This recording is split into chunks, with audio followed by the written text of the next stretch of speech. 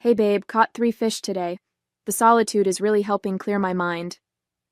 I stared at Nathan's text message, then at the photo on my screen showing him lounging at a beachfront bar in Punta Cana, his arm draped around his secretary. The timestamp read, 2 minutes ago. That's wonderful, honey, I typed back, my fingers steady despite the rage building inside me. I'm so glad you're finding peace in nature. My name is Liana Thompson, and until 10 minutes ago, I thought I had a solid marriage. But then my colleague Rachel rushed into my office at our law firm in Denver, her face flushed with concern. You need to see this, she'd said, pulling up Brianna Moore's Facebook page. There was my husband of 8 years, supposedly on a wilderness retreat to detox from work stress, living it up at a luxury resort with his 20-something secretary. I kept scrolling through the photos. Sunset walks on the beach, candle-lit dinners, stolen kisses by the pool. Each one time-stamped and tagged with nauseating captions like, "Finally with my true love," and "No more hiding." The irony of their carelessness almost made me laugh. "Oh my God, Liana, I'm so sorry," Rachel whispered, reaching for my hand. "What are you going to do?" I closed my laptop slowly, years of courtroom experience keeping my expression neutral. Nathan had no idea that his perfectly planned camping trip was crumbling, because his mistress couldn't resist posting their romantic getaway on social media. He had no idea that while he sipped cocktails and betrayed our marriage, he'd given me everything I needed to destroy him. "First," I said, pulling out a legal pad, "I'm going to text my darling husband and ask if the fish are biting." I sent another message. "Miss you so much. Can't wait to hear all about your wilderness adventures." Rachel watched me, confusion clear on her face. "Shouldn't you confront him?" I smiled, remembering every case I'd won by letting my opponents think they had the upper hand. As a corporate attorney, I'd learned that the element of surprise was often the most powerful weapon in my arsenal. Nathan thought he was so clever with his camping story, never considering that his mistress's social media addiction would be his downfall. "Do you know what's better than catching him in a lie?" I asked Rachel, already drafting notes on my legal pad. "Letting him keep lying while I dismantle his entire life." Nathan and I met at Stanford Law School. He was charming, ambitious, and seemed to share my values of hard work and dedication. While other couples in our class drifted apart under the pressure of grueling study schedules and competitive internships, we grew stronger. At least, that's what I thought. After graduation, I turned down an offer from a prestigious firm in New York to stay in Denver with Nathan.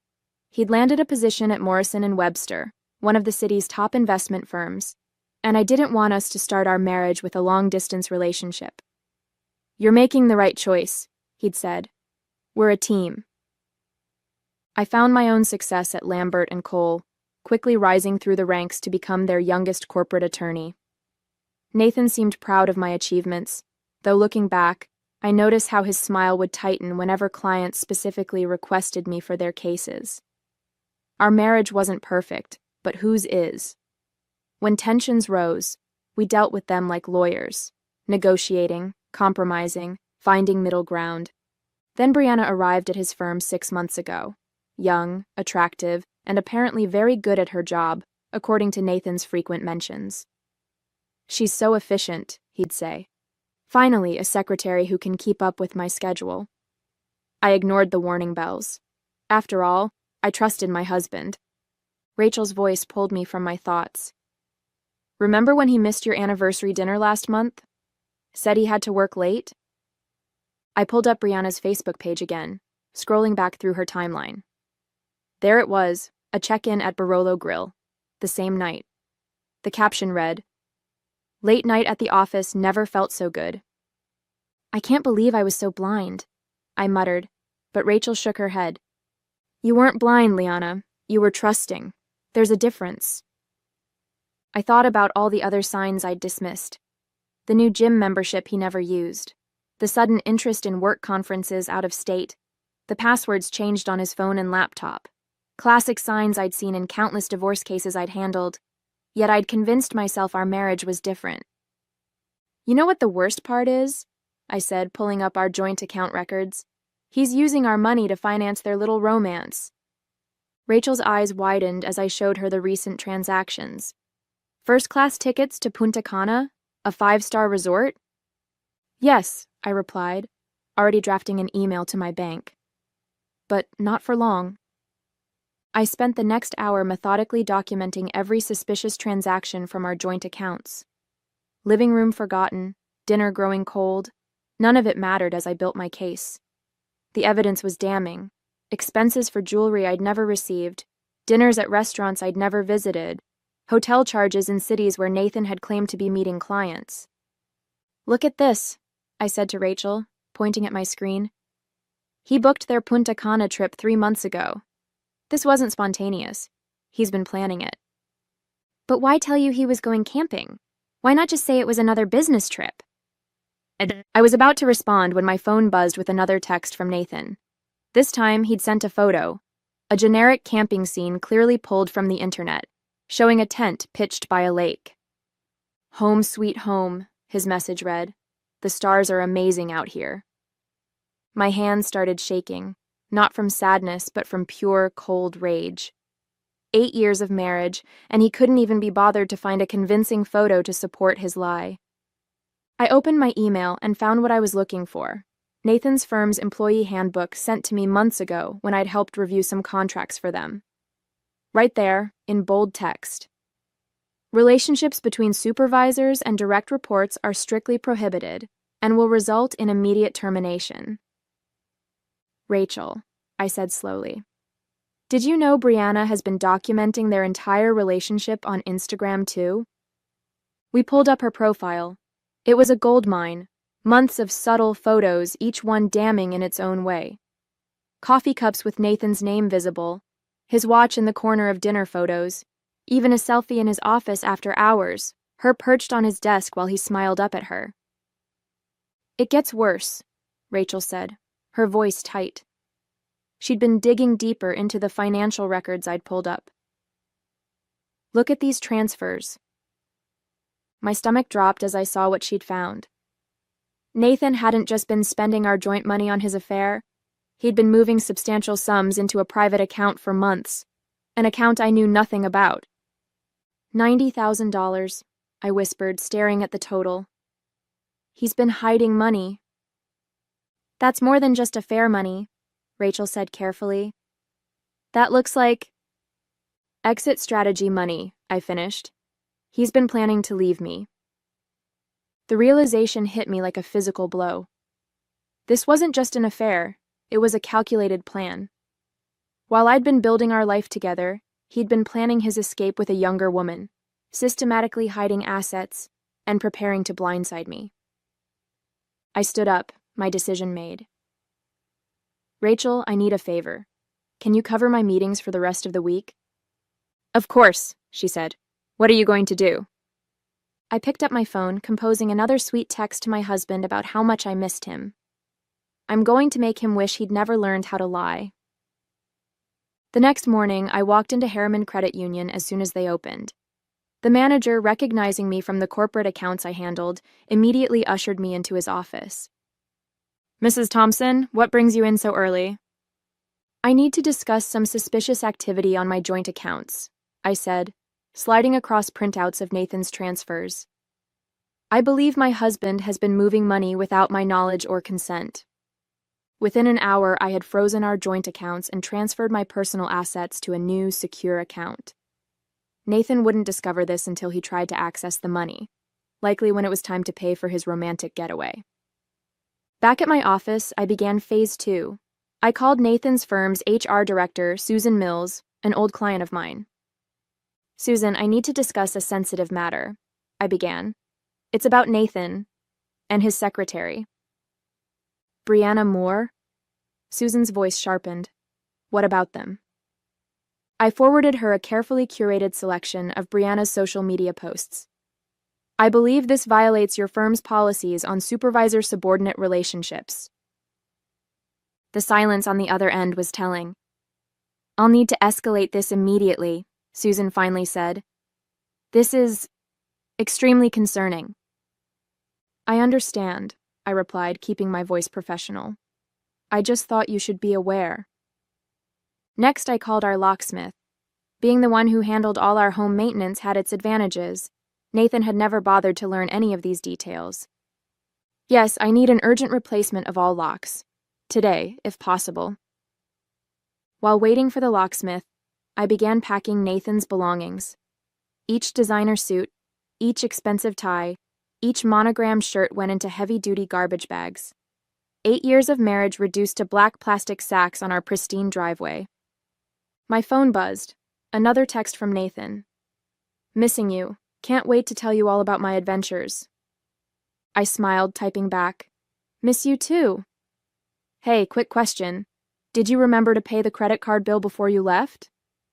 His response came quickly. Of course, honey. Don't worry about anything. Another lie. I knew he hadn't paid it because I was looking at the overdue notice right now. He'd been too busy planning his getaway to handle basic responsibilities. Rachel called around noon. Liana, you need to see this. Brianna just posted again. I pulled up Facebook. There was my husband, raising a champagne glass on a sunset cruise. The caption read, Living my best life with my soulmate. No more hiding. No more hiding indeed, I murmured, forwarding the photo to Susan at HR. The locksmith arrived just as I received an email from my divorce attorney confirming she'd filed the paperwork. Everything was falling into place. Then my phone rang. Nathan's boss, James Morrison himself. Liana, he said, his voice grave. I assume you know why I'm calling? I can guess. We had no idea. He's been embezzling client funds to finance this affair. The photos triggered an internal audit. It's bad. I closed my eyes, processing this new information. How bad? Criminal charges bad. We're filing a police report. I hung up, feeling a strange mix of vindication and nausea. I hadn't expected this level of betrayal, but it only confirmed I was doing the right thing. Looking at the garbage bags on the driveway, I added one final touch. A note taped to the top bag. Hope the camping trip was worth it. Don't forget to post pictures. I was reviewing the final draft of my divorce filing when my phone lit up with a call from an unknown number. Something made me answer. Is this Liana Thompson? A woman's voice, unfamiliar and nervous. Yes, who is this? My name is Sarah. I was Brianna's roommate until last month. There's something you need to know. My heart started racing. I'm listening. This isn't the first time they've done this, Sarah said. Brianna, she and Nathan, they've pulled this scheme before, at his last firm. I sat down heavily in my office chair. What scheme? They target wealthy executives, get compromising photos, then threaten to expose everything unless they're paid off. But this time was different. Brianna actually fell for Nathan. She broke their pattern, started posting everything online. He's furious. The room seemed to spin. I thought of the money Nathan had been moving, the client funds he'd been embezzling. This wasn't just an affair. It was an elaborate con that had spiraled out of control. Why are you telling me this? I asked. Because Brianna called me crying last night. Nathan's threatening to pin everything on her. She's terrified. I hung up and immediately called James Morrison back. James, we need to talk. This goes deeper than you think. Within an hour, I was sitting in his office laying out everything Sarah had told me. James looked physically ill. 3 other firms, he said, scanning through the evidence I'd gathered. 3 other executives blackmailed. How did we miss this? Because they were careful, I replied, until Brianna went off script. My phone buzzed. Nathan again. Having dinner by the campfire. Wish you were here. I stared at his message, seeing it for what it really was. Not just a lie, but part of a calculated scheme. All those business trips, those late nights at the office. How many other cons had he run that I didn't know about? James leaned forward. Liana, we need to handle this carefully. If what you're saying is true, this is now a federal case. Wire fraud, blackmail, embezzlement. I know exactly how we need to handle it, I said, pulling out my phone. I typed a message to Nathan. Darling, there's been a problem with one of our accounts. Can you check your email? Then I sent him a carefully crafted email, one containing screenshots of his previous schemes, Brianna's social media posts, and Sarah's statement. I added one line. Guess your camping trip just got interrupted.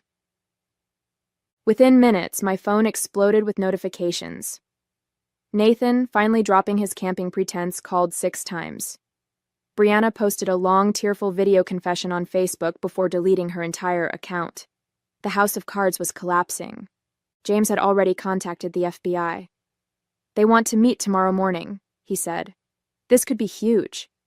I nodded, feeling strangely calm. I'll be there. That evening, as I sat in my newly secured home, I received one final text from Nathan. You don't understand what you've done. I can explain everything. I smiled, thinking of all the evidence safely documented and distributed to multiple authorities. Actually, I typed back, I understand perfectly, and unlike your camping photos, I have real receipts. Then I blocked his number and poured myself a glass of wine. Tomorrow would be intense, but tonight, I could savor the fact that Nathan's perfectly constructed house of lies was burning to the ground. The FBI meeting was scheduled for 9 a.m. By 8:30, the lobby of Morrison & Webster was in chaos. Nathan and Brianna had apparently tried to flee Punta Cana separately, only to be detained at the airport by Dominican authorities. James Morrison looked like he hadn't slept. 6 clients, he said, rubbing his temples. They blackmailed 6 of our top clients. The total amount is over $2 million, I finished. The forensic accountants had worked through the night. And that's just what we've found so far. Agent Phillips, a sharp-eyed woman in her 40s, spread photos across the conference table. Nathan and Brianna, with different executives, all following the same pattern. The evidence was overwhelming. Mrs. Thompson, she said, your husband and Ms. Moore will be extradited within 48 hours. But we're more interested in the money trail, those offshore accounts you found. My phone buzzed, a text from an unknown number. Nathan using a hotel phone. Baby, please. You're ruining everything. We can work this out. I showed the message to Agent Phillips, who nodded. Keep him talking. Work what out? I texted back. The affair or the felonies? You don't understand, he replied immediately. I did this for us. The money was for our future. I almost laughed. Our future? While you were planning to leave me? Who told you that? Brianna? She's lying. She means nothing. Agent Phillips was recording every message. He's scrambling, she observed. Push harder. Really? I wrote. So you didn't help her set up that account in the Caymans? The one you've been funneling client money into? The typing bubbles appeared and disappeared several times. Finally. How did you find out? I completed his thought. I'm a corporate attorney, Nathan. Following money trails is literally my job. By the way, the FBI says hello. His response was immediate and desperate. I'll tell you where all the money is, just don't let them arrest me. Agent Phillips smiled. Got him. Within hours, Nathan and Brianna were in custody. Their scheme had been bigger than anyone imagined, spanning multiple states, firms, and victims. The FBI found accounts in 3 different countries. James Morrison called an emergency board meeting. The firm's reputation, he began. Will survive, I interrupted. Because you caught it, reported it, and are making all the victims whole. That's the story we're telling. He looked at me gratefully. Liana, if you want to join us as general counsel... Let me think about it, I said, though I already knew my answer. I had bigger plans. Later that evening, as I sat in my home office, Rachel brought over dinner and wine. So, she said, I heard Nathan's trying to plea bargain. I nodded. offering to testify against everyone involved in their previous schemes. Apparently, there were more victims than even I found. How are you holding up? I looked around my office, at the degrees on the wall, the case files I'd won, the life I'd built. You know what's funny? He always treated my career like it was a hobby, something I did to pass time until we had kids. He never realized that all those skills, all that experience, it was exactly what I needed to bring him down. Rachel raised her glass. To karma? No, I corrected her, thinking of all the evidence I'd methodically gathered, all the legal strings I'd pulled, all the dominoes I'd carefully set up before knocking them down. To justice, the kind you make happen yourself. The trial was mercifully brief. Nathan and Brianna both took plea deals. He got 8 years, she got 5. The evidence I'd gathered was so comprehensive that their lawyers advised against fighting the charges. In the end, the man who'd spent years manipulating others couldn't talk his way out of this one. I sat in the courtroom during sentencing, wearing the same deep blue suit I'd worn during our first law school mock trial. Nathan couldn't stop staring at me, his face a mask of disbelief and desperation. He'd finally realized that while he was playing checkers, I'd been playing chess. Your Honor, he tried one last time, my wife and I could work this out privately. Judge Matthews cut him off. Mr. Thompson, your wife isn't pressing charges. The federal government is. And we have evidence of multiple counts of wire fraud, blackmail, and embezzlement. I didn't stay to watch him being led away. Instead, I walked out of the courthouse into the bright Denver morning, feeling lighter than I had in years. Morrison and Webster had already promoted me to general counsel, with a corner office and a team of my own. But more importantly, I'd started a side project, a consulting firm helping companies identify and prevent internal fraud. Turns out, there was a huge market for someone who'd uncovered one of the biggest corporate blackmail schemes in Colorado history. Nathan's last letter arrived a week later. I dropped it in the shredder unopened. Some chapters don't need a final page. They just need to end. The media coverage eventually died down, and my life settled into a new rhythm. My fraud consulting firm took off faster than I'd expected, with clients across 3 states seeking my expertise. Sometimes I wondered if Nathan saw the articles about my success from his prison cell. One morning, 6 months after the sentencing, Brianna's former roommate Sarah came to my office. I heard you help companies protect themselves against fraud now, she said hesitantly. I'm starting a small business, and I thought, well, after everything that happened. I studied her for a moment, remembering how her phone call had been the key to unraveling Nathan's entire scheme. First consultation is free, I said, gesturing to the chair across from my desk. Later that evening, as I worked late in my corner office at Morrison and Webster, James Morrison stopped by. Just signed another client, he said. They specifically requested you handle their case. Said they heard how you handled the Thompson scandal. I smiled at the irony. Nathan's attempt to destroy me had instead become my biggest selling point. You know, James added, he tried to write to me from prison, wanted me to convince you to answer his letters. I kept typing, not looking up. And I told him you were too busy running 2 successful businesses to read prison mail. I finally looked up, catching my reflection in the office window. The woman staring back wasn't a victim or a betrayed wife. She was a survivor who'd turned betrayal into triumph. Perfect answer, I said, and went back to work.